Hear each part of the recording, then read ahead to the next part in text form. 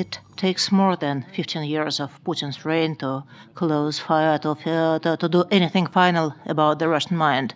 Today, the atmosphere in our houses reminds me very much of that in the 70s and 80s, where we really talk inside our houses amongst each other, and the space out in society is shrinking and probably has shrunk. So we can't really talk about direct repression in a society that in a split second can pass this information all around the world. If we're using this internet, that means that one part of the society suppressed another.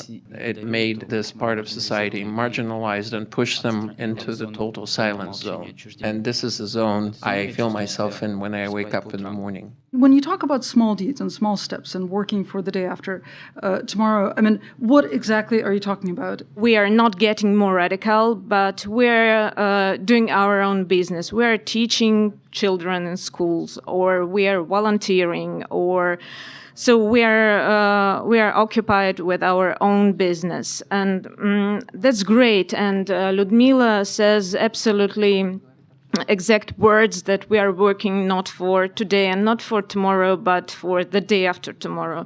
That is great, but all that I know tells me that it doesn't work, and I hate it, actually, frankly. I hate it. I don't believe in it. But I'm still following this way, because as talking about Navalny, I have no choice, and it's frustrating. Дело обстоит даже еще хуже. And the case is even getting worse, because those 14% that reportedly do not support Putin, they do not necessarily agree with each other. People who risk and dare to think independently, as a rule, do not think in the same way. All the bookstores of Moscow refused to sell the famous graphical novel by Art Spiegelman, The Mouse. And you know why? Because there is a swastika on the cover. It's an anti-fascist novel, but who cares? There is a swastika at the cover. There's no clear process through which things end up outside the law and through which people get prosecuted.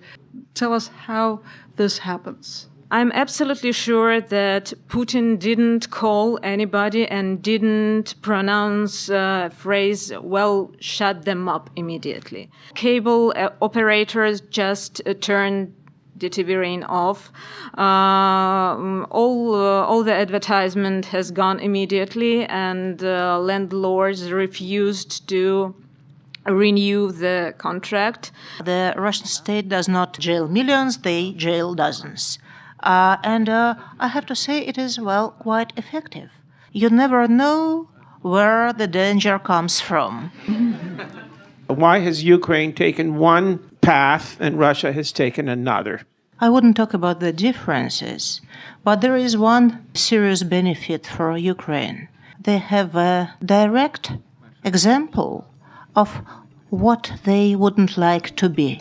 It is us.